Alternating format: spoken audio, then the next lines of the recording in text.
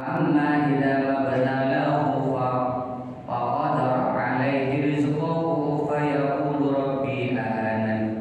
Dan kemudian ketika manusia diuji dengan kesulitan-kesulitan, ya, kesedihan, sakit, ya, atau diturunkan jabatannya atau berkurang mampat urusannya, rezekinya, usahanya apa? Fayaqulu rabbi ahanan. Oh ya Allah, Tuhan sedang menghinakan saya. Jadi kayaknya ini penyakit, makanya disindir oleh Allah dalam Al-Quran. Manusia itu umumnya seperti itu, gitu. Suka apa? Halu'a, suka sedih, galau, sambat. Nah, bahkan ditafsirkan dalam tafsir Ibnu Katsir itu, ya, anal insan majbulun alaihi minal akhlaqid dani'ah. Bahwa manusia itu memang dicetak itu stempel bahwa manusia itu memang cetakannya itu mempunyai akhlak-akhlak yang jelek, akhlak yang rendah. Kenapa seperti itu? Ya karena manusia itu kurang lebih sama dengan binatang-binatang, ya sama-sama doyan makan, doyan tidur, ya, dan lain-lain lah. Ya, yang membedakan itu hanya akal. Maka bisa nanti manusia itu jatuh kepada derajat yang lebih rendah dari binatang bila mana manusia tidak mampu, ya, mampu mengontrol, ya, hawa nafsunya atau sifat-sifat buruk. Nah, kemudian setelah Allah memberikan kabar tentang manusia bahwa manusia itu cenderung manusia halu'a, ini gambarannya idza massahu syarru jazua. Ya, kalau ditimpa asyarru itu apa? Kalau ditimpa keburukan jazua. Jazua itu ya mutung, sabar, ngambek kepada Allah atau menjauh dari Allah.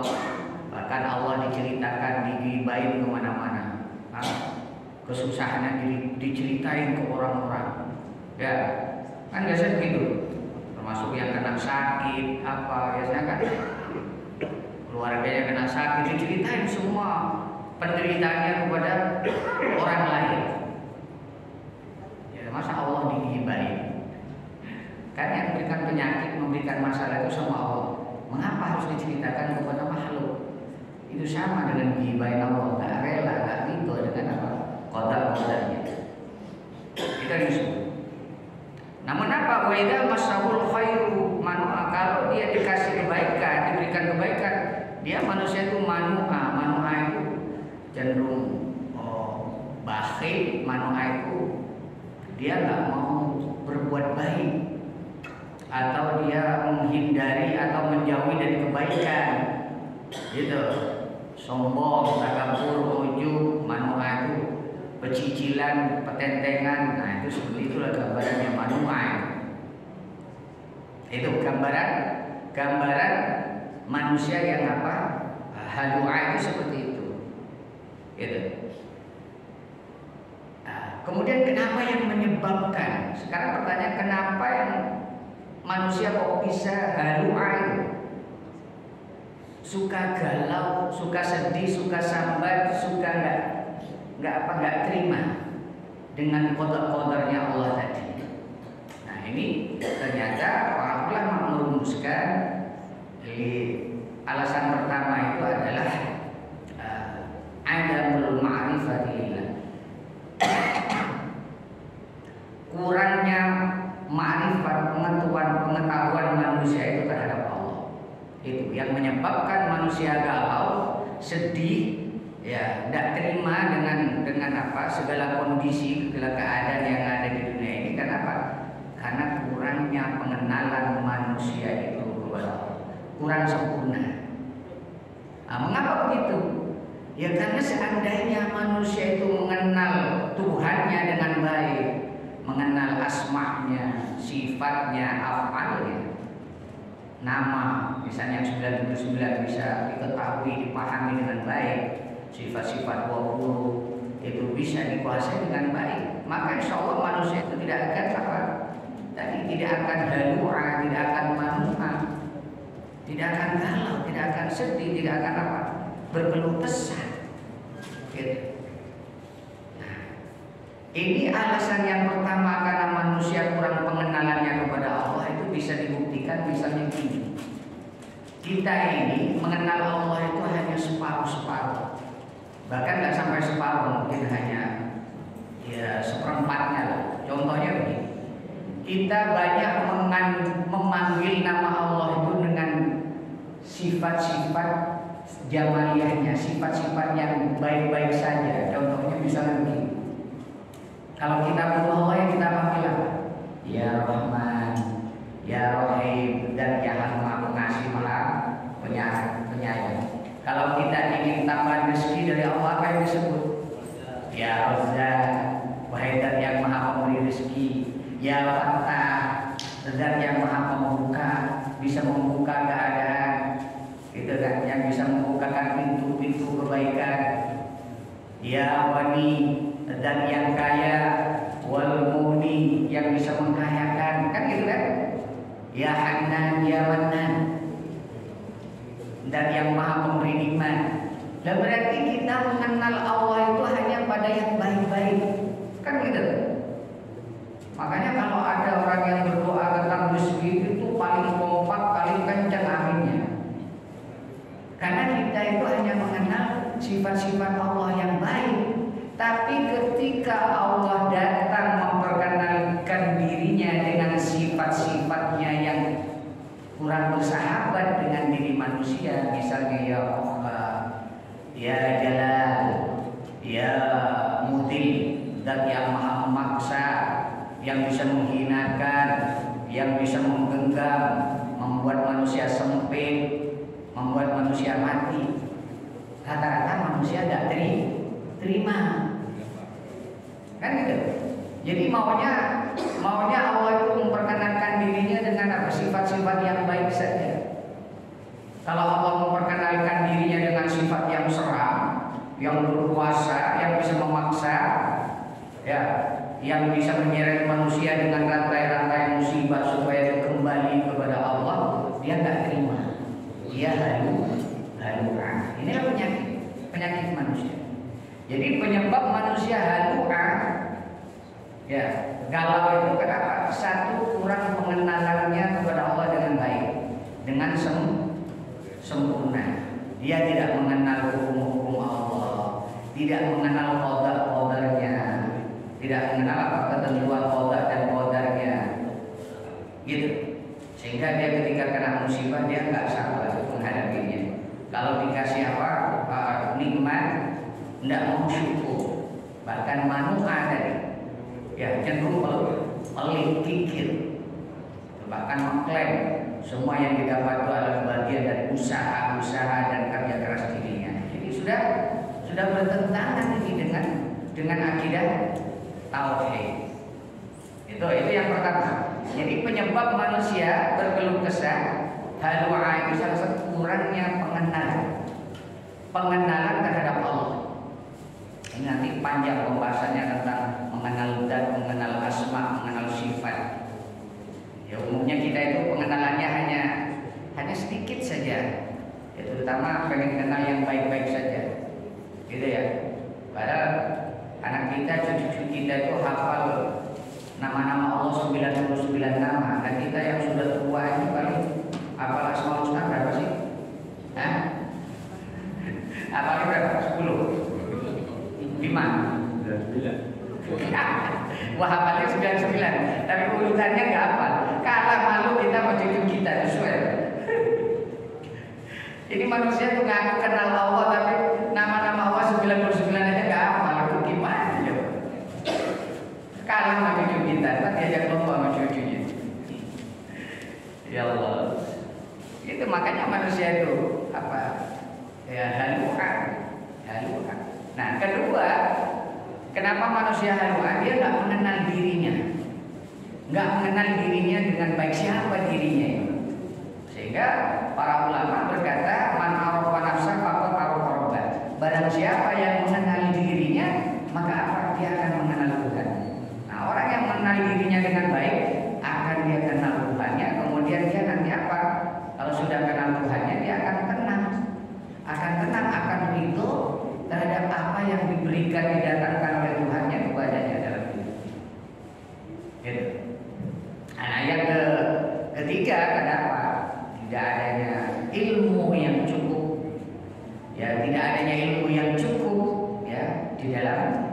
di dalam dirinya, dan bekal ilmu yang cukup, sehingga ilmu itu tidak bisa menjadikan cahaya, karena itu al-ilmu nurun, ilmu itu cahaya, dan nur itu akan membimbing kehidupan manusia dalam perjalanannya hidup di dunia, bahkan nanti sampai di akhirat. Nah, oke, kita lanjut. Nah, ini ada kata illal musallina alladzina hum ala salatihim daimun. Nah, tapi ada orang yang nanti bisa terbebas dari sifat halu'a jazua kalau dia disebutkan al-musallin, orang yang sholat alladzina hum ala salatihim daimun, yaitu orang yang sholatnya daim. Nah, ini menarik, sampai di sini menarik. Jadi di dalam Al-Quran ada tingkatan sholat. Bahkan Al-Quran menyebutkan beberapa diksi tentang sholat ini. Pertama yaitu satu sholat sahur, itu disebut dalam surat apa? Wa an sholatihim sahur, surat apa? Fawailul lil musallin alladzina hum an sholatihim sahur. Tuh. Jadi ada orang sholat tapi sholatnya sahur. Itu tingkatan yang paling rendah. Nah, kemudian ada nanti tingkatan kedua ini. Alladzina, yang kedua ada hum ala sholatihim yuhafidun. Di dalam surat ini juga ayat ke-24 ini, walladzina hum ala sholatihim hafidun. Jadi kalau yang pertama tadi sholatnya lala, yang kedua itu sholatnya walladzina hum ala, pakai ala sholatihim yuhafidun atau yuhafidun ala sholat, dia menjaga sholatnya. Nanti saya jelaskan satu persatu biar kita tahu perbedaannya, apa sholat sahur, apa sholat hafidun. Nah, yang ketiga ini Allah menyebutkan apa? Wafi wa ala sholat wa an sholatihim wa fi sholatihim khashi'un, gitu ya. Ada khashi'un, pernah nggak dengar? Wa ala sholatihim khashi'un wa fi sholatihim khashi'un. Dalam sholatnya khusyuk. Ini tingkatan yang ketiga. Baru nanti yang keempat ini yang paling tinggi itu adalah alladzina hum ala sholatihim daimun, sholat daim. Nah, kira-kira kita masuk di mana nih pada kategori 4? Mari kita lihat. Ada sholat daim, ada sholat apa? Muhafidun, yuhafidun, ada sholat khashimun, ada sholat daimun. Nanti sholat daim. Nah, sholat sahur ini dijelaskan dalam surat apa nama Al-Wail ya, fawailul lil musallin. Al-Ma'un. Fawailun, celaka. Ini doa kutukan dari Allah. Ada yang mengatakan ulama tafsir neraka Wail salah satu tempat penyiksaan di neraka Jahanam, namanya Wail. Fawailun lil musallin, bagi orang yang sholat. Tapi apa? Dikatakan an sholatihim. Fawailul lil musallin an sholatihim sahur. Tapi dari sholatnya sahur. Apa yang maksud sholat sahur ini? Adalah orang yang selalu melalaikan sholatnya. Di mananya melalaikan? Dia sholat, dia mengerjakan sholat, cuman sering lalai sholatnya. Misalnya sering menunda-nundanya, atau kalau sholat itu selalu mepet di akhir, atau kadang ya terkadang di jamaah gitu, jadi gabung-gabungkan sholat fardhu dhuhri wal asri wal maghrib wal isya rombongan lillahi ta'ala, misalnya gitu. Digabung semua misalnya sholat rombongan, atau menunda-nunda misalnya sampai dia ketinggalan sholat. Itu kategori salah ini dianggap orang yang apa? Yang sholat lalai itu adalah orang yang nggak khusyuk. Pernah nggak dengar ini? Ini sebenarnya pengertian yang kurang pas. Kenapa? Karena di sini menggunakan kata an sholatihi. Wa fawailul lil musallina alladzina hum an sholatihi. Ini artinya orang yang melalai orang sholat tapi melalaikan di luar sholatnya. Andaikan Allah menyebutkan fawailul lil musallina alladzina hum fi sholatihim. Kalau menggunakan kata fi, berarti semua manusia itu lalai dalam sholat. Ini pasti diancam dengan neraka wil. Kenapa? Karena nggak ada orang yang khusyuk dalam sholat. Betul? Gak bakalan ada. Seberapa kuat manusia khusyuk? Paling dalam takbir doang. Ketika Allahu Akbar bisa ingat Allah. Selebihnya udah kacau. Betul kan? Sampai kuat berapa? Ya takbir aja ingat Allah, tapi masih pikirannya kemana-mana. Ya, apalagi sudah sekat 1 rakaat 2 rakaat. Ini kalau pakai fi sholatihim, habis kita ini. Masuk neraka semua.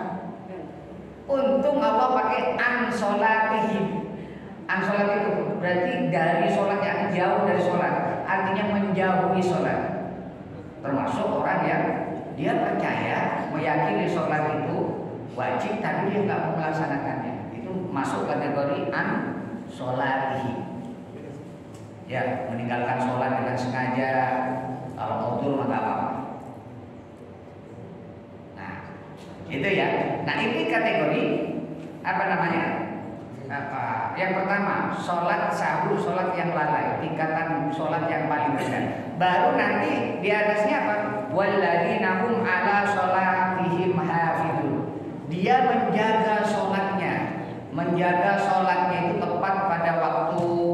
Ya termasuk bisa sholat berjamaah, termasuk kategori ala sholatihim hafidun, menjaga waktu-waktunya. Termasuk ditafsirkan di sini termasuk sholat sunnahnya. Artinya walaupun dia tidak khusyuk dalam sholatnya, belum khusyuk, tapi dia bisa menjaga waktu-waktunya. Ya termasuk sholat di awal waktu. Ya kalau menjaga sholat jamaah itu termasuk kategori apa? Sholat yuhafidun. Ala sholatihim yuhafidun. Walaupun belum khusyuk ya. Baru tingkatan ketiga apa? Tadi wa fi sholatihim khashi'un, dalam sholatnya khusyuk. Nah, gimana sholat khusyuk itu? Nah ini ada tingkatan orang khusyuk itu macam-macam dalam sholat. Saya ambil kategori khusyuk ini dari kata khasya'a. Yakhsya'un. Khasyan artinya apa? Kalau saya khasyan itu artinya rasa takut kepada Allah. Jadi khusyuk yang paling rendah itu paling tidak, kalau diambil dari mana khasya'a, orang yang sudah mau mengerjakan perintah Allah berupa sholat itu sudah dianggap khusyuk. Khusyuk itu apa? Khusyuk itu kan takut meninggalkan perintah Allah, kemudian dia sholat, maka itu sudah dianggap khusyuk. Itu tingkatan yang paling rendah. Jadi jangan dianggap orang yang baru sholat itu dianggap tidak khusyuk. Itu sudah khusyuk sebenarnya. Karena udah mau sholat saja udah khusyuk. Gitu. Karena khusyuk itu takut dari siksa Allah, kemudian dia sholat. Itu makna khusyuk yang paling rendah. Baru nanti kedua makna khusyuk fi sholatihim. Sholat di dalam sholatnya khusyuk. Seperti apa? Yaitu tadi, satu, dia benar-benar menyadari kalau dirinya itu sedang berhadapan dengan Allah. Kalau bisa itu bayangkan sedang berduaan saja sama Allah, seakan-akan tidak ada makhluk lain. Itu dia sedang mendapatkan panggilan Allah atau sedang khalwat. Karena makna sholat sendiri yaitu maknanya adalah memutus diri dari sesuatu yang di luar sholat. Kemudian dia ketika takbir, dia menyatakan diri untuk apa? Memanggil seperti orang online lah, bersama Allah online. Gimana orang online itu? Kalau orang lagi online dengan kekasihnya, dengan orang yang dicintainya, kira-kira bisa nggak, boleh nggak diganggu? Biasanya nggak nyaman diganggu. Kalau kita lagi asik-asik telepon dengan yang dikasihi, kemudian ada gangguan, itu rata-rata nggak nyaman. Nggak nyaman. Jadi berarti kalau orang lagi telepon dengan kekasihnya, nerima telepon dari luar sono, berarti dia bukan sang kekasih. Berarti dia selingkuh. Jadi bukan selingkuh dia. Gambarannya seperti itu. Berarti menyelingkuhi Tuhannya. Ya. Jadi dianggap kategori apa ya? Tidak khusyuk. Jadi khusyuk pertama itu yang menyadari kalau dirinya sedang berhadapan-hadapan kepada Allah. Kedua apa? Memahami. Ya, memahami setiap baca-bacaannya di dalam sholat itu. Itu untuk apa? Untuk menghadirkan khusyuk. Berarti ya seperti itulah kategori gambaran khusyuk. Jadi khusyuk itu bukan berarti dia apa? Bukan berarti tidak ingat makhluk, enggak. Sebenarnya enggak, itu salah menurut saya. Ya, bukan berarti ketika sholat nggak ingat yang lain, sebenarnya enggak. Tapi sebuah kesadaran dalam hati. Kenapa? Karena begini, saya ada satu riwayat hadis yang menyatakan bahwa Rasulullah itu pernah ditunggangi oleh kedua anak cucunya. Pernah dengar? Nah, kemudian Rasulullah itu memperlama sujudnya gara-gara ditunggangi oleh kedua cucunya. Betul? Dan kira-kira ketika Rasulullah sujud, memperlama sujudnya ketika ditunggangi, dia sadar nggak kedatangan cucunya? Ya sadar. Berarti dia apa? Nggak lupa makhluk. Jadi salah kalau khusyuk gimana lupa makhluk itu salah. Kenapa? Karena Rasulullah itu sengaja memperlama sujudnya, ya supaya apa? Cucunya itu nggak jatuh atau sudah dia suruh dia turun. Sampai sahabat ngintip, ngapain sih Rasulullah kok lama banget sujudnya? Sampai gitu. Nah, jadi apa makna khusyuk itu bukan berarti lupa sama, tapi kesadaran. Kesadaran dia, ya seperti apa? Seperti orang telepon lah dengan seorang. Kalau bisa, ya abaikan dulu atau sebagai adab, nggak usah telepon dari orang lain, nggak usah terima telepon dari orang lain. Nah, itu makna yang ketiga kategori khusyuk. Apa namanya sholat yang khusyuk? Jadi ada tadi sholat sahur, yuhafidun. Yang ketiga apa? Khosyu fi sholatin khosyu. Nah, yang ketiga ini yang dimaksud di sini illal musallin alladzina hum ala sholatihim daimun, yaitu orang yang sholatnya apa? Daim. Karena kata daim ini kadang menggunakan ala sholatihim, kadang menggunakan fi sholatihim daimun. Nah, maknanya sama. Apa itu? Yaitu orang yang apa? Selalu sholat daim. Daim itu apa daimnya? Continue. Ya, daim itu continue, terus menerus. Ya, dia menjaga sholatnya terus menerus. Ya, termasuk lebih komplit. Daim itu komplit. Dia menjaga khusyuknya, menjaga waktunya, dan lain semacamnya. Istiqomah lah, istiqomah.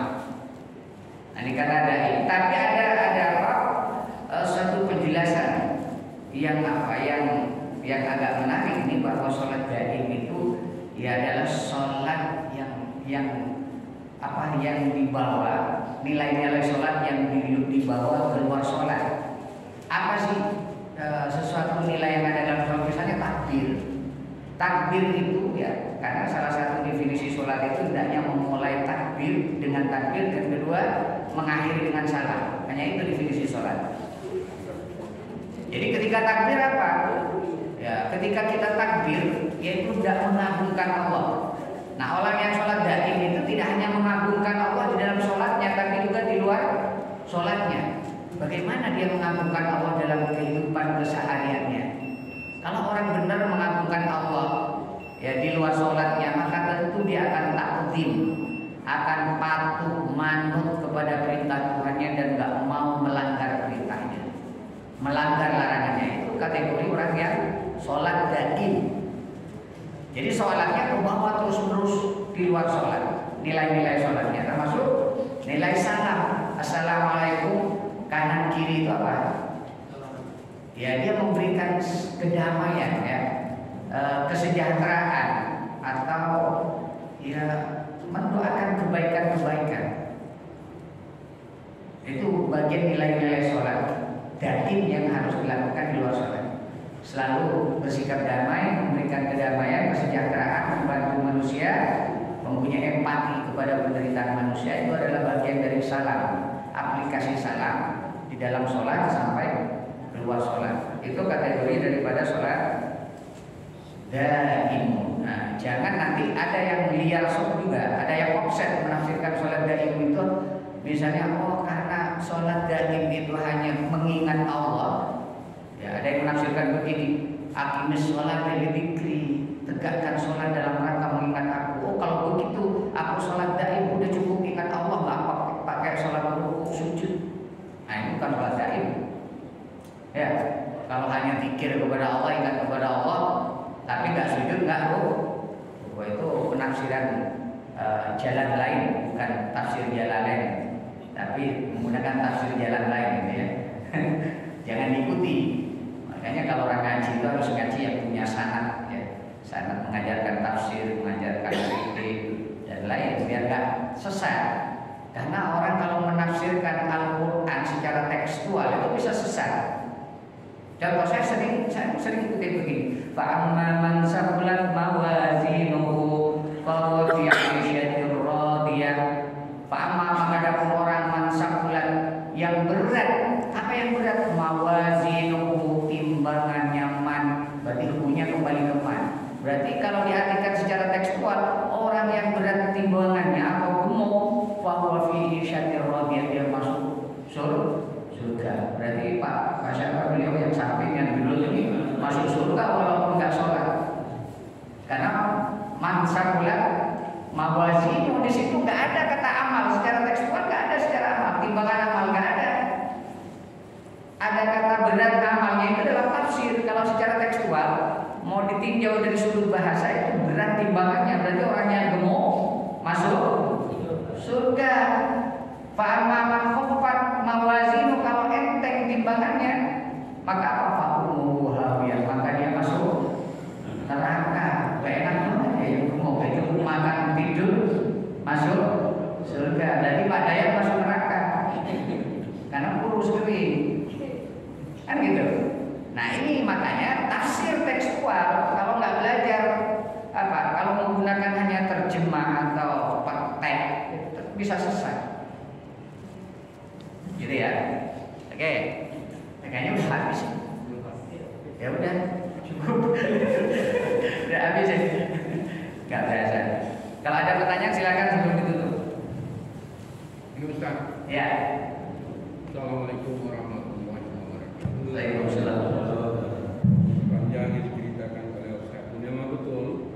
Memang ilmu untuk salat ini memang harus kita gali, ya, tidak cukup hanya dibuka ibarat buku selembar saja. Nah, yang tidak kalah penting lagi, misalnya nambah saja Ustaz, nambah saja. Ya. Yaitu dalam melaksanakan amal ibadah pada Allah SWT harus ada pula memiliki ilmu ridho. Apa itu ridho? Arti senang. Jadi kita senang dalam menjalankan ibadah. Insya Allah itu tidak ngawur. Itu saja sebagai tambahan. Terima kasih. Assalamualaikum. Waalaikumsalam. Berarti nyambung dengan tadi kunci supaya kita keluar dari sifat karakter manusia buruk ya tadi jazua berkeluh kesah itu salah satunya tadi harus memahami qada dan qadar, harus tahu ilmu qada dan qadar. Gitu. Karena begini, kita sadar sebenarnya kita sedang menjalani qada qadarnya Allah. Ya, pada saatnya kita diturunkan dijatuhkan oleh Allah. Kenapa kok kita marah? Nggak begitu. Katanya karena qadar dan qadar. Padahal kita sedang, ya seharusnya kan, oh iya, ya saya sedang menjalin qadar-qadarnya. Seharusnya kan beres dengan hanya mengetahui itu. Kan gitu. Tapi rata-rata kan manusia bertanya-tanya, nggak terima pasti. Kalau manusia saat dijatuhkan kan. Padahal dia sedang menjalani, dia tahu kalau dia sedang menjalani takdirnya, tapi kok masih protes. Nah, berarti kan dia apa? Ya sedang ingkar sebenarnya sama Allah, sedang ingkar. Gitu. Bagus betul. Ada yang lain?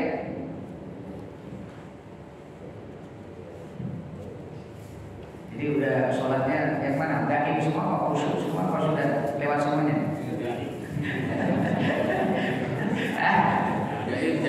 Jaim, sholatnya jaim. Oh beda lagi sholat jaim. Jadi kita upgrade lah, kita upgrade dari tingkatan sholat tadi. Sudah sampai mana sih? Gitu. Cukup ya? Kita tutup dengan doa majelis. Bismillahirrahmanirrahim. Subhanallah wa bihamdihi asyhadu an la ilaha illa anta astaghfiruka wa atubu ilaik.